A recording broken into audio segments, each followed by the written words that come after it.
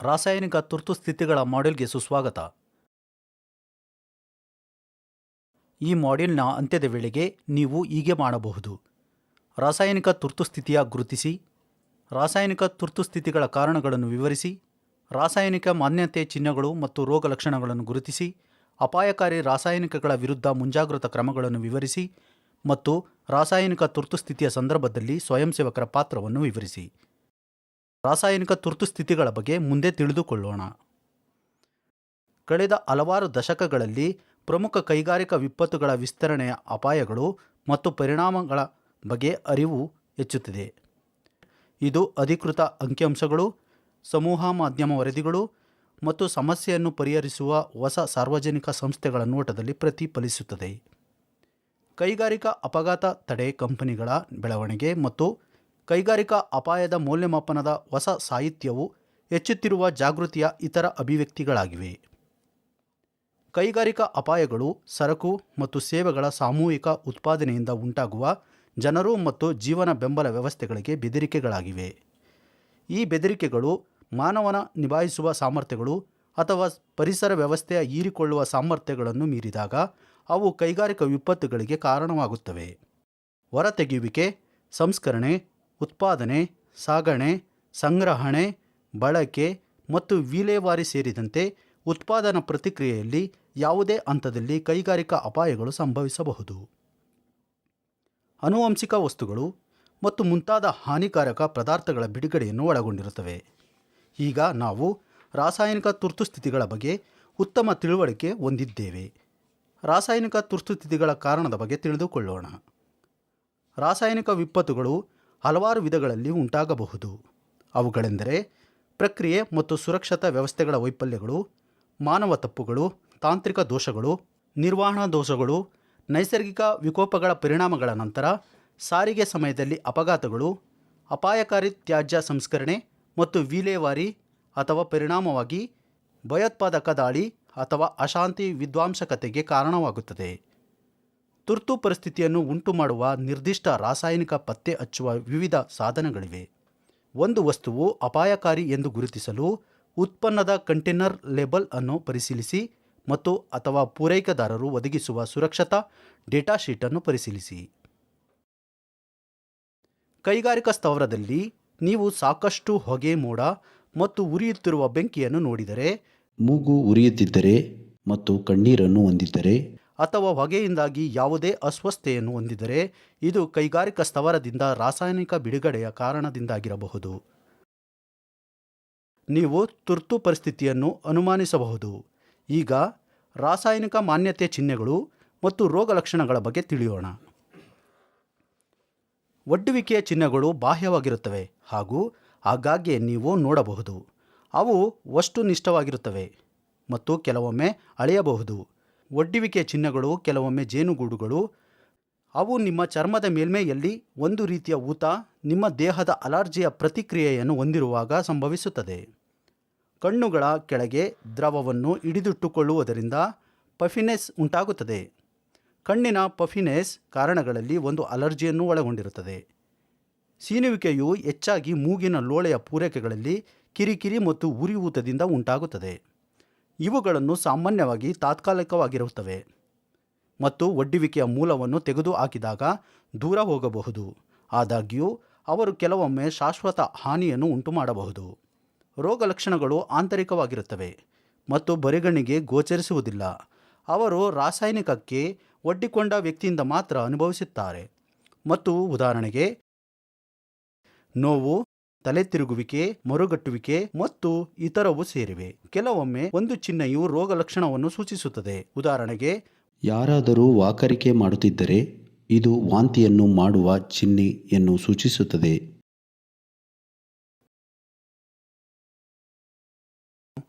ಅವುಗಳ ಸ್ವಭಾವ, ಪ್ರತಿಕ್ರಿಯಾತ್ಮಕತೆ ಮತ್ತು ಒಡ್ಡುವಿಕೆಯ ಮಾರ್ಗವನ್ನು ಆಧರಿಸಿ ರಾಸಾಯನಿಕಗಳಿಗೆ ಒಡ್ಡಿಕೊಳ್ಳುವ ವಿವಿಧ ಚಿಹ್ನೆಗಳು ಅಥವಾ ರೋಗಲಕ್ಷಣಗಳಿವೆ. ರಾಸಾಯನಿಕಕ್ಕೆ ಒಡ್ಡಿಕೊಳ್ಳುವ ಹಲವು ಚಿಹ್ನೆಗಳು ಮತ್ತು ರೋಗಲಕ್ಷಣಗಳು ಹೋಲುತ್ತವೆ, ಆದರೆ ನಿರ್ದಿಷ್ಟ ಸಂಯುಕ್ತತೆಗಳನ್ನು ಸೂಚಿಸುವ ಕೆಲವು ನಿರ್ದಿಷ್ಟ ಚಿಹ್ನೆಗಳು ಇವೆ. ಉದಾಹರಣೆಗೆ, ಓಸ್ಮಿಯಂ ಟೆಟ್ರಾಕ್ಸೈಡ್ ಆವಿಗಳು ಕಣ್ಣಿನ ಕಾರ್ನಿಯವನ್ನು ಹಾನಿಗೊಳಿಸುತ್ತದೆ. ನಿಮ್ಮ ಕಣ್ಣುಗಳು ಅಸಮಗ್ರತೆಯನ್ನು ಉಂಟುಮಾಡಬಹುದು ಮತ್ತು ಅವುಗಳನ್ನು ಕಪ್ಪು ಬಣ್ಣಕ್ಕೆ ತಿರುಗಿಸಬಹುದು.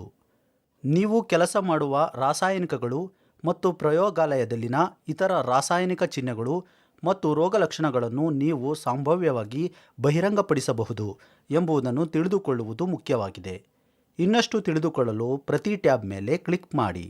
ರಾಸಾಯನಿಕ ಮಾನ್ಯತೆಗೆ ಬಂದಾಗ ನಮ್ಮ ಚರ್ಮವು ನಮಗೆ ಕೆಲವು ಸ್ಪಷ್ಟ ಸಂಕೇತಗಳನ್ನು ನೀಡುತ್ತದೆ. ತುರಿಕೆ, ಕೆಂಪು, ಸುಟ್ಟ ಗಾಯಗಳು, ಗುಳ್ಳೆಗಳು ಅಥವಾ ದದ್ದುಗಳು ಮತ್ತು ಜೇನುಗೂಡುಗಳು ಕಾಣಿಸಿಕೊಳ್ಳುವುದು ನಿಮ್ಮ ಚರ್ಮವು ಕೆಲವು ರಾಸಾಯನಿಕಗಳನ್ನು ಹೀರಿಕೊಳ್ಳುತ್ತದೆ ಎಂಬುದು ಸಂಕೇತವಾಗಿದೆ.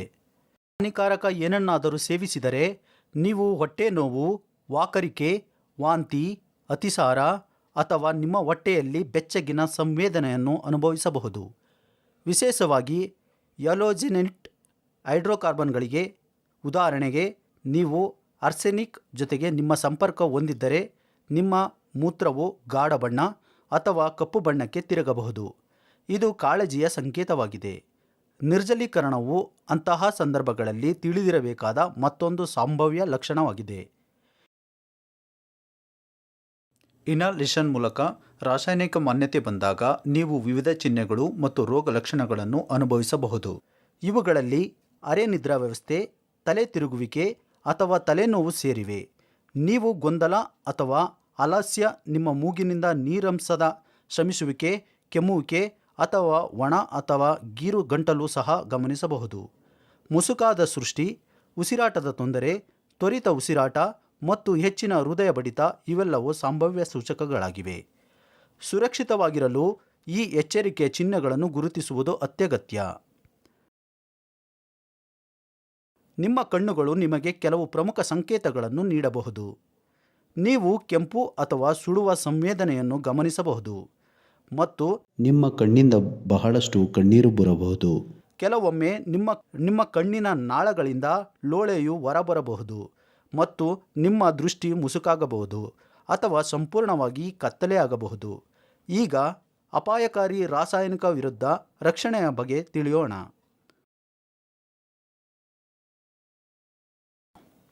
ಅಪಾಯಗಳಿಗೆ ಒಡ್ಡಿಕೊಳ್ಳುವುದರ ವಿರುದ್ಧ ರಕ್ಷಣೆಯ ಕೊನೆಯ ಸಾಲು. ಆರೋಗ್ಯದ ಪರಿಣಾಮಗಳೊಂದಿಗಿನ ಅಪಾಯಗಳಿಗೆ ನೀವು ಒಡ್ಡಿಕೊಳ್ಳುವ ಅಪಾಯವನ್ನು ಕಡಿಮೆಗೊಳಿಸುವುದರ ಸಹ ನಿಮ್ಮನ್ನು ರಕ್ಷಿಸಿಕೊಳ್ಳಲು ಇದು ಪ್ರಮುಖ ಸಾಧನವಾಗಿದೆ. ಹೆಚ್ಚಿನ ರಾಸಾಯನಿಕ ಸ್ಪ್ಲಾಶ್ಗಳು ಆಕಸ್ಮಿಕ ಮತ್ತು ನಿರೀಕ್ಷಿತವಲ್ಲ.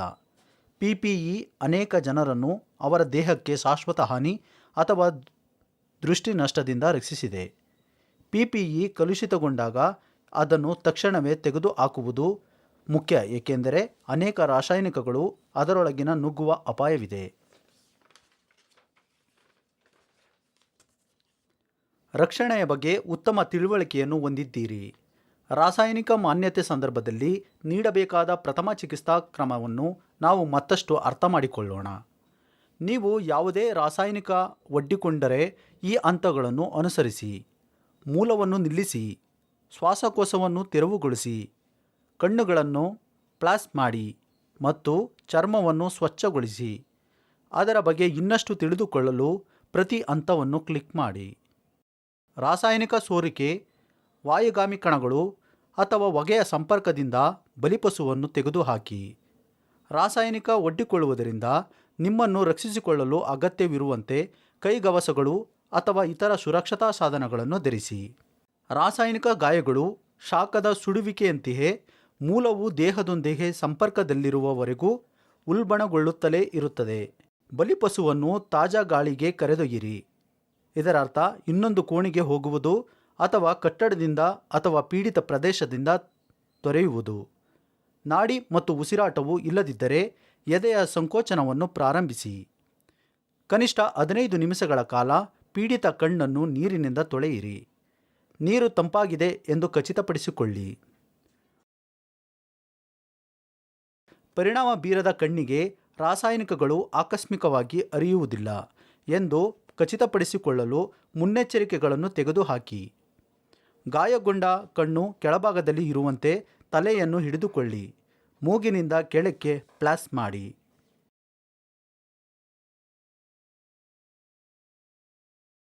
ನೀರನ್ನು ಬಳಸುವ ಬದಲು ಚರ್ಮದಿಂದ ಸುಣ್ಣದಂತಹ ನೀರು ಸಕ್ರಿಯ ರಾಸಾಯನಿಕಗಳನ್ನು ಬ್ರಷ್ ಮಾಡಿ. ಕಣ್ಣುಗಳಿಗೆ ಕಣಗಳನ್ನು ಬ್ರಷ್ ಮಾಡದಂತೆ ಎಚ್ಚರಿಕೆ ವಹಿಸಿ. ನಿಮ್ಮ ಕೈಗಳಿಂದ ರಾಸಾಯನಿಕಗಳ ಬ್ರಷ್ ಅನ್ನು ಮಾಡಬೇಡಿ. ರಾಸಾಯನಿಕವು ನೀರಿನೊಂದಿಗೆ ಪ್ರತಿಕ್ರಿಯಿಸದಿದ್ದರೆ ಪೀಡಿತ ಚರ್ಮವನ್ನು ಕನಿಷ್ಠ 15 ನಿಮಿಷಗಳ ಕಾಲ ತಂಪಾದ ನೀರಿನಿಂದ ತೊಳೆಯಿರಿ. ನೋವು ಉಂಟುಮಾಡುವ ಅಥವಾ ಗುಳ್ಳೆಗಳನ್ನು ಒಡೆಯುವಷ್ಟು ನೀರಿನ ಹರಿವು ಬಲವಾಗಿಲ್ಲ ಎಂದು ಖಚಿತಪಡಿಸಿಕೊಳ್ಳಿ. ಕೆಲವು ರಾಸಾಯನಿಕಗಳು ಸುಡುವಿಕೆಗೆ ಕಾರಣವಾಗುತ್ತವೆ. ಇತರರು ಚರ್ಮ ಅಥವಾ ಶ್ವಾಸಕೋಶದ ಮೂಲಕ ಹೀರಲ್ಪಡುವಂತಹ ಗುಪ್ತ ಹಾನಿಯನ್ನು ಉಂಟುಮಾಡಬಹುದು. ಸಾಧ್ಯವಾದರೆ ಯಾವಾಗಲೂ ರಾಸಾಯನಿಕ ಮೆಟೀರಿಯಲ್ ಸೇಫ್ಟಿ ಡೇಟಾ ಶೀಟ್ ಅನ್ನು ನೋಡಿ ಅಥವಾ ಸಲಹೆಗಾಗಿ ತಜ್ಞರನ್ನು ಸಂಪರ್ಕಿಸಿ. ರಾಸಾಯನಿಕಗಳು ದೇಹದ ಹೊರಭಾಗಕ್ಕೆ ಮಾತ್ರವಲ್ಲ, ಒಳಭಾಗಕ್ಕೂ ಗಂಭೀರ ಹಾನಿಯನ್ನು ಉಂಟುಮಾಡುತ್ತವೆ. ರಕ್ತ ಪ್ರವಾಹಕ್ಕೆ ಹೀರಿಕೊಂಡರೆ ರಾಸಾಯನಿಕಗಳು ಮೂತ್ರಪಿಂಡ ಅಥವಾ ಯಕೃತ್ತಿನ ಮೇಲೆ ಮೂಕ ದಾಳಿಯನ್ನು ಪ್ರಾರಂಭಿಸಬಹುದು. ನೀವು ತರಬೇತಿ ಪಡೆಯದಿದ್ದರೆ ಮತ್ತು ಅಂತಹ ಪರಿಸರದಲ್ಲಿ ರಕ್ಷಣೆಯ ಬಗ್ಗೆ ನಿಮಗೆ ಅಗತ್ಯವಾದ ಜ್ಞಾನವಿಲ್ಲದಿದ್ದರೆ ಯಾವುದೇ ಕ್ರಮವನ್ನು ತೆಗೆದುಕೊಳ್ಳಬೇಡಿ. ಸಂತ್ರಸ್ತರನ್ನು ಸುರಕ್ಷಿತ ಪ್ರದೇಶಕ್ಕೆ ಸ್ಥಳಾಂತರಿಸಿ ಮತ್ತು ಆಸ್ಪತ್ರೆಗೆ ಸೇರಿಸಿ. ಈ ಕೆಳಗಿನ ಯಾವುದೇ ಸಂದರ್ಭಗಳಲ್ಲಿ ತಕ್ಷಣವೇ ನಿಮ್ಮ ಆರೋಗ್ಯ ಪೂರೈಕೆದಾರರು ಕರೆ ಮಾಡಿ. ರಾಸಾಯನಿಕ ಕಣ್ಣು, ಮೂಗು ಅಥವಾ ಬಾಯಿಯೊಂದಿಗೆ ಸಂಪರ್ಕ ಬಂದಿದೆ. ಮೆಟೀರಿಯಲ್ ಸೇಫ್ಟಿ ಡೇಟಾ ಶೀಟ್ ರಾಸಾಯನಿಕವು ಅಪಾಯಕಾರಿ ಅಥವಾ ಹಾನಿಯನ್ನುಂಟು ಮಾಡುವ ಸಾಧ್ಯತೆಯಿದೆ ಎಂದು ತಿಳಿಸುತ್ತದೆ. ಕಂಟೇನರ್ ಲೇಬಲ್ ನಾಶಕಾರಿ ವಿಷಯಗಳ ಬಗ್ಗೆ ಎಚ್ಚರಿಸುತ್ತದೆ. ಇದು ಚರ್ಮವನ್ನು ಧರಿಸಬಹುದು. ರಾಸಾಯನಿಕವು ದೊಡ್ಡ ಸುಡುವಿಕೆಯನ್ನು ಉಂಟುಮಾಡುತ್ತದೆ. ಒಡ್ಡಿಕೊಂಡ ನಂತರ ಉಸಿರಾಟದ ತೊಂದರೆ ಇದೆ. ತುರ್ತು ಸಂಖ್ಯೆಗೆ ಕರೆ ಮಾಡಿ. ಬಲಿಪಶು ಹೊಂದಿದರೆ ತಕ್ಷಣವೇ 112ಕ್ಕೆ ಕರೆ ಮಾಡಿ. ಆಘಾತದ ಲಕ್ಷಣಗಳು: ಉಸಿರಾಟದ ತೊಂದರೆ ಮತ್ತು ದೊಡ್ಡ ಪ್ರದೇಶದಲ್ಲಿ ಸುಡುತ್ತದೆ. ನೀವು ಸಹಾಯಕ್ಕಾಗಿ ಕಾಯುತ್ತಿರುವಾಗ ಬಲಿಪಶುವಿಗೆ ಧೈರ್ಯ ತುಂಬಿ. ಪ್ರದೇಶವನ್ನು ಗಾಳಿ ಮಾಡಿ ಮತ್ತು ಸಾಧ್ಯವಾದಷ್ಟು ತಾಜಾ ಗಾಳಿಯನ್ನು ಅನುಮತಿಸಿ. ಈಗ ರಾಸಾಯನಿಕ ಅಥವಾ ಕೈಗಾರಿಕಾ ಅಪಘಾತಗಳ ಸಮಯದಲ್ಲಿ ಏನು ಮಾಡಬೇಕು ಮತ್ತು ಏನು ತಪ್ಪಿಸಬೇಕು ಎಂಬುದನ್ನು ಕಲಿಯೋಣ. ರಾಸಾಯನಿಕ ಅಥವಾ ಕೈಗಾರಿಕಾ ಅಪಘಾತದ ಸಂದರ್ಭದಲ್ಲಿ ಈ ಮಾರ್ಗಸೂಚಿಗಳನ್ನು ಅನುಸರಿಸಿ. ಸುರಕ್ಷಿತ ಸ್ಥಳ ಅಥವಾ ಆಶ್ರಯವನ್ನು ತಲುಪಿದ ನಂತರ ತಾಜಾ ಬಟ್ಟೆಗೆ ಬದಲಾಯಿಸಿ ಮತ್ತು ಕೈಗಳನ್ನು ಸರಿಯಾಗಿ ತೊಳೆಯಿರಿ. ಸುರಕ್ಷಿತ ಸ್ಥಳದಿಂದ ಅಗ್ನಿಶಾಮಕ ಮತ್ತು ತುರ್ತು ಸೇವೆಗಳಿಗಾಗಿ 101, ಪೊಲೀಸ್ ಸೇವೆಗಾಗಿ 100, ವೈದ್ಯಕೀಯ ಸೇವೆಗಳಿಗಾಗಿ 108 ಮತ್ತು ರಾಷ್ಟ್ರೀಯ ತುರ್ತು ಸಂಖ್ಯೆಗಾಗಿ 112 ಸಂಪರ್ಕಿಸಿ. ಜಿಲ್ಲಾಡಳಿತ, ಅಗ್ನಿಶಾಮಕ, ಆರೋಗ್ಯ, ಪೊಲೀಸ್ ಮತ್ತು ಸಂಬಂಧಿಸಿದ ಇತರ ಅಧಿಕಾರಿಗಳಿಂದ ಸಲಹೆಗಾಗಿ ಸಸ್ಯ ಅಥವಾ ಕಾರ್ಖಾನೆಯ ಸಾರ್ವಜನಿಕ ವಿಳಾಸ ವ್ಯವಸ್ಥೆಯನ್ನು ಮತ್ತು ಸ್ಥಳೀಯ ರೇಡಿಯೋ ಅಥವಾ ಟಿವಿ ಚಾನೆಲ್ಗಳನ್ನು ಆಲಿಸಿ. ಸರ್ಕಾರಿ ಅಧಿಕಾರಿಗಳಿಗೆ ಸರಿಯಾದ ಮತ್ತು ನಿಖರವಾದ ಮಾಹಿತಿಯನ್ನು ಒದಗಿಸಿ. ಈವೆಂಟ್ ಸಂಭವಿಸುವ ಬಗ್ಗೆ ಶಾಲೆ, ಶಾಪಿಂಗ್ ಸೆಂಟರ್, ಥಿಯೇಟರ್ ಮತ್ತು ಮುಂತಾದ ಸಾರ್ವಜನಿಕ ಸಭೆ ಸ್ಥಳಗಳಲ್ಲಿ ಇತರರಿಗೆ ತಿಳಿಸಿ. ಸ್ಥಳಾಂತರಿಸುವ ಸಮಯದಲ್ಲಿ ಒದ್ದೆಯಾದ ಕರವಸ್ತ್ರ ಅಥವಾ ಬಟ್ಟೆಯನ್ನು ತುಂಡನ್ನು ಅಥವಾ ಸೀರೆಯನ್ನು ಮುಖದ ಮೇಲೆ ಇರಿಸಿ.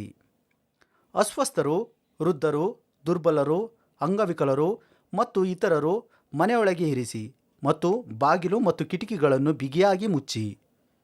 ಗಾಬರಿಯಾಗಬೇಡಿ. ಶಾಂತವಾಗಿ ಮತ್ತು ತ್ವರಿತವಾಗಿ ಗಾಳಿಯ ದಿಕ್ಕಿಗೆ ಲಂಬವಾಗಿ ಸ್ಥಳಾಂತರಿಸಿ. ವದಂತಿಗಳಿಗೆ ಗಮನ ಕೊಡಬೇಡಿ ಮತ್ತು ವದಂತಿಗಳನ್ನು ಹರಡಬೇಡಿ. ಅಧಿಕಾರಿಗಳು ನಿರ್ದೇಶಿಸಿದಂತೆ ತೆರವು ಮಾಡಲು ಸಿದ್ಧರಾಗಿ. ನಿಮ್ಮ ಸ್ಥಳಾಂತರಿಸುವ ಮಾರ್ಗವನ್ನು ಮುಂಚಿತವಾಗಿ ತಿಳಿದುಕೊಳ್ಳಿ ಮತ್ತು ಸ್ಥಳಾಂತರಿಸುವ ಪರಿಶೀಲನೆ ಮತ್ತು ತುರ್ತು ಸರಬರಾಜುಗಳನ್ನು ತಯಾರಿಸಿ. ಮುಚ್ಚಿದ ಆಹಾರ ಅಥವಾ ಗಾಳಿಗೆ ತೆರೆದ ನೀರನ್ನು ಸೇವಿಸಬೇಡಿ. ಬಾಟಲಿನಿಂದ ಮಾತ್ರ ಕುಡಿಯಿರಿ. ಈಗ ನಾವು ರಾಸಾಯನಿಕ ಅಪಘಾತಗಳ ಮೊದಲು, ಸಮಯದಲ್ಲಿ ಮತ್ತು ನಂತರ ತೆಗೆದುಕೊಳ್ಳಬೇಕಾದ ಮುನ್ನೆಚ್ಚರಿಕೆಯ ಬಗ್ಗೆ ಉತ್ತಮ ತಿಳುವಳಿಕೆಯನ್ನು ಹೊಂದಿದ್ದೇವೆ.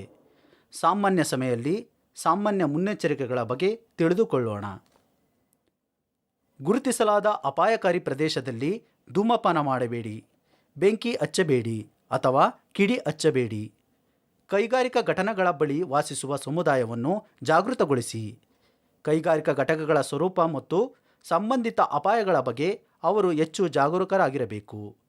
ನಿಮ್ಮ ಕೈಗಾರಿಕೆಗಳಿರುವ ಪ್ರದೇಶದಲ್ಲಿ ವಾಸಿಸುತ್ತಿದ್ದರೆ ಅವರು ಬಳಸುತ್ತಿರುವ ಅಥವಾ ಸಂಗ್ರಹಿಸುವ ರಾಸಾಯನಿಕ ಬಗ್ಗೆ ತಿಳಿದಿರಲಿ ಮತ್ತು ಸೋರಿಕೆಯ ಸಂದರ್ಭದಲ್ಲಿ ತಡೆಗಟ್ಟುವ ಕ್ರಮಗಳ ಬಗ್ಗೆ ತಿಳಿದಿರಲಿ. ಸಾಧ್ಯವಾದರೆ ಒಳಗೊಂಡಿರುವ ವಸ್ತುಗಳ ಭೌತಿಕ ಮತ್ತು ರಾಸಾಯನಿಕ ಗುಣಲಕ್ಷಣಗಳನ್ನು ತಿಳಿದುಕೊಳ್ಳಿ ಮತ್ತು ನೀವು ಅಗತ್ಯ ಇರುವ ಎಲ್ಲ ಮಾಹಿತಿಯನ್ನು ಹೊಂದಿರುವಾಗ ಮಾತ್ರ ಸ್ಥಳಾಂತರಿಸುವಿಕೆಯನ್ನು ಪ್ರಾರಂಭಿಸಿ. ಮಾಹಿತಿ ಇಲ್ಲದ ಪ್ರತಿಕ್ರಿಯೆಯಾಗಿ ಅವುಗಳನ್ನು ಕಡಿಮೆ ಮಾಡುವ ಬದಲು ತೊಡಕುಗಳು ಅಥವಾ ಒತ್ತುಡುವಿಕೆ ಒತ್ತು ನೀಡಬಹುದು ಅಥವಾ ಒಡ್ಡುವಿಕೆಗೆ ಒತ್ತು ನೀಡಬಹುದು. ತುರ್ತು ಬಳಕೆಗಾಗಿ ಹತ್ತಿರದ ಅಪಾಯಕಾರಿ ಉದ್ಯಮ, ಅಗ್ನಿಶಾಮಕ ಠಾಣೆ, ಪೊಲೀಸ್ ಠಾಣೆ, ನಿಯಂತ್ರಣಾ ಕೊಠಡಿ, ಆರೋಗ್ಯ ಸೇವೆಗಳು ಮತ್ತು ಜಿಲ್ಲಾ ನಿಯಂತ್ರಣ ಕೊಠಡಿಯ ಸಂಪರ್ಕ ಸಂಖ್ಯೆಗಳ ಇರಿಸಿ. ಅಪಾಯಕಾರಿ ರಾಸಾಯನಿಕಗಳನ್ನು ಉತ್ಪಾದಿಸುವ ಅಥವಾ ಸಂಸ್ಕರಿಸುವ ಕೈಗಾರಿಕೆಗಳ ಬಳಿ ವಸತಿ ಮಾಡುವುದನ್ನು ತಪ್ಪಿಸಿ. ಎಲ್ಲ ಸಾಮರ್ಥ್ಯ ನಿರ್ಮಾಣ ಕಾರ್ಯಕ್ರಮಗಳಲ್ಲಿ ಭಾಗವಹಿಸಿ. ಸರ್ಕಾರ ಮತ್ತು ಸ್ವಯಂ ಸೇವಾ ಸಂಸ್ಥೆಗಳು ಅಥವಾ ಕೈಗಾರಿಕಾ ಘಟಕಗಳಿಂದ ಆಯೋಜಿಸಲಾಗಿದೆ. ಸಮುದಾಯಕ್ಕೆ ವಿಪತ್ತು ನಿರ್ವಹಣಾ ಯೋಜನೆಯನ್ನು ಸಿದ್ಧಪಡಿಸುವಲ್ಲಿ ಭಾಗವಹಿಸಿ ಮತ್ತು ಸುರಕ್ಷಿತ ಮತ್ತು ಸುಲಭ ಪ್ರವೇಶ ಮಾರ್ಗಗಳ ಜೊತೆಗೆ ಸುರಕ್ಷಿತ ಆಶ್ರಯಗಳನ್ನು ಗುರುತಿಸಿ. ಕುಟುಂಬ ವಿಪತ್ತು ನಿರ್ವಹಣಾ ಯೋಜನೆಯನ್ನು ತಯಾರಿಸಿ ಮತ್ತು ಅದನ್ನು ಕುಟುಂಬದ ಎಲ್ಲ ಸದಸ್ಯರಿಗೆ ವಿವರಿಸಿ. ವಿವಿಧ ವಿಷಕಾರಿ ಅಥವಾ ಅಪಾಯಕಾರಿ ರಾಸಾಯನಿಕಗಳ ಮೂಲ ಲಕ್ಷಣಗಳು ಮತ್ತು ಅವುಗಳ ಚಿಕಿತ್ಸೆಗೆ ಅಗತ್ಯವಿರುವ ಪ್ರಥಮ ಚಿಕಿತ್ಸೆಯ ಬಗ್ಗೆ ಕುಟುಂಬ ಅಥವಾ ನೆರೆಹೊರೆಯವರಿಗೆ ಅರಿವು ಮೂಡಿಸಿ. ತುರ್ತು ಪರಿಸ್ಥಿತಿಯನ್ನು ನಿಭಾಯಿಸಲು ಸಾಕಷ್ಟು ಸಂಖ್ಯೆಯ ವೈಯಕ್ತಿಕ ರಕ್ಷಣಾ ಸಾಧನಗಳನ್ನು ಒದಗಿಸುವ ಅಗತ್ಯವಿದೆ. ಮನೆಯಲ್ಲಿ ಔಷಧಿಗಳು, ದಾಖಲೆಗಳು ಮತ್ತು ಬೆಲೆ ಬಾಳುವ ವಸ್ತುಗಳು ಸೇರಿದಂತೆ ವಸ್ತುಗಳು ಮತ್ತು ಅಗತ್ಯ ವಸ್ತುಗಳ ತುರ್ತು ಕಿಟ್ಟನ್ನು ತಯಾರಿಸಿ. ರಾಸಾಯನಿಕ ತುರ್ತು ಪರಿಸ್ಥಿತಿಗಳಲ್ಲಿ ಸ್ವಯಂ ಸೇವಕರ ಪಾತ್ರದ ಬಗ್ಗೆ ಮುಂದೆ ತಿಳಿದುಕೊಳ್ಳೋಣ. ರಾಸಾಯನಿಕ ತುರ್ತು ಸಂದರ್ಭಗಳಲ್ಲಿ ಸ್ವಯಂ ಸೇವಕರು ಅನೇಕ ರೀತಿಯಲ್ಲಿ ಸಹಾಯ ಮಾಡಬಹುದು. ಸ್ವಯಂ ಸೇವಕರು ಜನರಿಗೆ ಎಚ್ಚರಿಕೆಯ ಪ್ರಸಾರದಲ್ಲಿ ಸಹಾಯ ಮಾಡಬಹುದು. ಜನರನ್ನು ಸುರಕ್ಷಿತ ಸ್ಥಳಗಳಿಗೆ ಸ್ಥಳಾಂತರಿಸಲು ಅವರು ಸಹಾಯ ಮಾಡಬಹುದು. ಸರಿಯಾದ ಕಾರ್ಯವಿಧಾನಗಳು ಮತ್ತು ಬಲಿಪಶುಗಳ ಸುರಕ್ಷತೆಗಾಗಿ ಸ್ವಯಂ ಸೇವಕರು ಅಧಿಕಾರಿಗಳೊಂದಿಗೆ ಸಹಕರಿಸಬಹುದು. ಸ್ವಯಂ ಸೇವಕರು ವಿಷಕಾರಿ ಮಾಲಿನ್ಯ ಸಂಭವನೀಯ ಮೂಲಗಳನ್ನು ನಿರ್ವಹಿಸಲು ಅಧಿಕಾರಿಗಳನ್ನು ಗುರುತಿಸಬಹುದು ಮತ್ತು ಬೆಂಬಲಿಸಬಹುದು. ಸ್ವಯಂ ಸೇವಕರು ಬಹಳ ಜಾಗರೂಕರಾಗಿರಬೇಕು ಮತ್ತು ಯಾವುದೇ ಅಸಾಮಾನ್ಯ, ಅನುಮಾನಾಸ್ಪದ ವಿಷಯಗಳು ಮತ್ತು ಚಟುವಟಿಕೆಗಳನ್ನು ಗಮನಿಸಬೇಕು. ಮುಂದೆ ಅಧಿಕಾರಿಗಳ ಗಮನಕ್ಕೆ ತನ್ನಿ.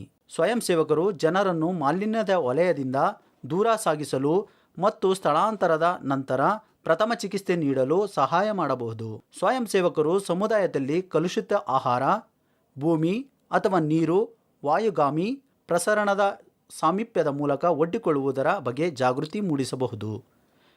ಇದರೊಂದಿಗೆ ನಾವು ಈ ಮಾಡ್ಯೂಲ್ನ ಅಂತ್ಯಕ್ಕೆ ಬಂದಿದ್ದೇವೆ. ಚರ್ಚಿಸಿದ ಪ್ರಮುಖ ಅಂಶಗಳನ್ನು ನೆನಪಿಸಿಕೊಳ್ಳೋಣ. ನಾವು ಅದನ್ನು ಕಲಿತಿದ್ದೇವೆ.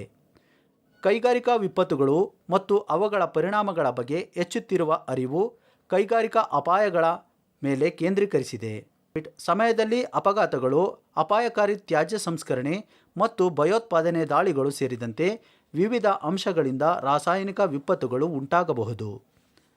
ರಾಸಾಯನಿಕ ತುರ್ತು ಸ್ಥಿತಿಯನ್ನು ಗುರುತಿಸುವುದು ಪರಿಸರದಲ್ಲಿ ಹೊಗೆ, ಬೆಂಕಿ, ಅಸ್ವಸ್ಥತೆ, ಮೂಗು ಮತ್ತು ಕಣ್ಣೀರಿನಂತಹ ಚಿಹ್ನೆಗಳು ಹುಡುಕುವುದನ್ನು ಒಳಗೊಂಡಿರುತ್ತದೆ. ರಾಸಾಯನಿಕ ಮಾನ್ಯತೆಯ ಚಿಹ್ನೆಗಳು ಬಾಹ್ಯ ಮತ್ತು ವಸ್ತುನಿಷ್ಠವಾಗಿರುತ್ತವೆ, ಆದರೆ ರೋಗ ಲಕ್ಷಣಗಳು ಆಂತರಿಕ ಮತ್ತು ವ್ಯಕ್ತಿನಿಷ್ಠವಾಗಿರುತ್ತವೆ. ರಾಸಾಯನಿಕಗಳಿಗೆ ಒಡ್ಡಿಕೊಳ್ಳುವ ಸ್ವರೂಪ ಮತ್ತು ಮಾರ್ಗವನ್ನು ಅವಲಂಬಿಸಿ ಅವು ಬದಲಾಗುತ್ತವೆ. ಅಪಾಯಕಾರಿ ರಾಸಾಯನಿಕಗಳ ವಿರುದ್ಧ ರಕ್ಷಿಸಲು ವೈಯಕ್ತಿಕ ರಕ್ಷಣಾ ಸಾಧನ ಅಥವಾ PPEಯನ್ನು ಬಳಸಿ ಮತ್ತು ಒಡ್ಡುವಿಕೆಯ ಪ್ರಕಾರವನ್ನು ಆಧರಿಸಿ ನಿರ್ದಿಷ್ಟ ಪ್ರಥಮ ಚಿಕಿತ್ಸಾ ವಿಧಾನಗಳನ್ನು ಅನುಸರಿಸಿ. ರಾಸಾಯನಿಕ ತುರ್ತು ಪರಿಸ್ಥಿತಿಗಳಿಗೆ ಮುನ್ನೆಚ್ಚರಿಕೆಯಾಗಿ ಅಗತ್ಯ ವಸ್ತುಗಳನ್ನು ಹೊಂದಿರುವ ತುರ್ತು ಕಿಟ್ಟನ್ನು ತಯಾರಿಸಿ. ಈಗ ವಿಷಯದ ಬಗ್ಗೆ ನಿಮ್ಮ ತಿಳುವಳಿಕೆಯನ್ನು ಪರಿಶೀಲಿಸುವ ಸಮಯ. ಇದು ಮೌಲ್ಯಮಾಪನ ವ್ಯಾಯಾಮ. ಎಲ್ಲ ಪ್ರಶ್ನೆಗಳನ್ನು ಸಮಾನವಾಗಿ ತೂಕ ಮಾಡಲಾಗುತ್ತದೆ. ಪರೀಕ್ಷೆಯಲ್ಲಿ ಉತ್ತೀರ್ಣರಾಗಲು ನೀವು ಕನಿಷ್ಠ 60% ಅಂಕಗಳನ್ನು ಗಳಿಸಬೇಕು. ಪ್ರಶ್ನೆಗಳನ್ನು ಎಚ್ಚರಿಕೆಯಿಂದ ಓದಿ ಮತ್ತು ಸೂಕ್ತವಾದ ಆಯ್ಕೆಗಳನ್ನು ಆರಿಸಿ. ಅಭಿನಂದನೆಗಳು, ನೀವು ರಾಸಾಯನಿಕ ತುರ್ತುಸ್ಥಿತಿಗಳಲ್ಲಿ ಮಾಡೆಲ್ ಅನ್ನು ಯಶಸ್ವಿಯಾಗಿ ಪೂರ್ಣಗೊಳಿಸಿದ್ದೀರಿ. ನೀವು ಹಿಂತಿರುಗಿ ಮತ್ತು ಕೆಮಿಕಲ್ ಎಮರ್ಜೆನ್ಸಿ ಮಾಡೆಲ್ನಲ್ಲಿ ಪ್ರಮಾಣೀಕರಿಸಲು ಖಚಿತವಾಗಿರದ ಯಾವುದನ್ನಾದರೂ ನೀವು ಪರಿಶೀಲಿಸಬಹುದು. ನೀವು ಅಂತಿಮ ಮೌಲ್ಯಮಾಪನ ಟ್ಯಾಬ್ ಮೂಲಕ ಹೋಗಬೇಕು. LMSಗೆ ಹಿಂತಿರುಗಲು ವಿಂಡೋವನ್ನು ಮುಚ್ಚಿ.